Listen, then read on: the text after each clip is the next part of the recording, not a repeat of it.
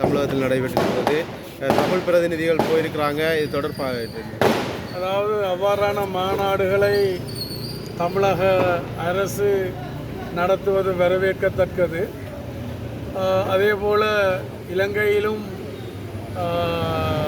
நாடாளுமன்றத்தை பிரதிநிதித்துவப்படுத்தக்கூடியவர்களை அழைத்திருக்கின்றார்கள்.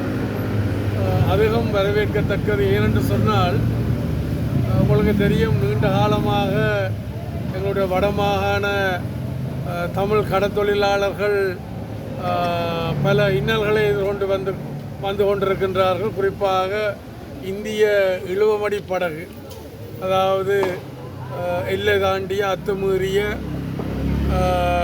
சட்டவிரோத தொழில்களை எங்களுடைய கடல் பரப்பில் அவர்கள் செய்கின்றபடியினால் எங்களுடைய வளங்கள் அளிக்கப்படுகின்றது, எங்களுடைய மக்களுடைய வாழ்வாதாரங்கள் சுரண்டப்படுகின்றது. நீண்ட கால இந்த பிரச்சனை தொடர்ந்து கொண்டிருக்கின்றது.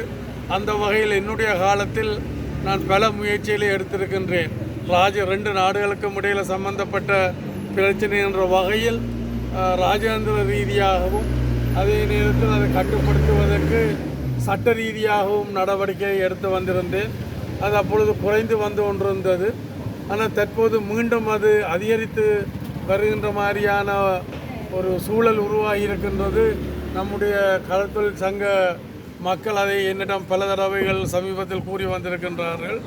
அந்த வகையில் இந்த வாய்ப்பை, இந்த அயலக தமிழர் தின விழாவில் இலங்கைக்கு விடுக்கப்பட்ட அந்த வாய்ப்பை எங்களுடைய தமிழ் நாடாளுமன்ற உறுப்பினர்களும் அதே நேரத்தில் விசேடமாக இந்த புதிய அரசாங்கத்தில் நியமிக்கப்பட்டிருக்கின்ற புதிய கடற்தொழில் அமைச்சருக்கும் அந்த கடமை பொறுப்பெல்லாம் இருக்கின்றது.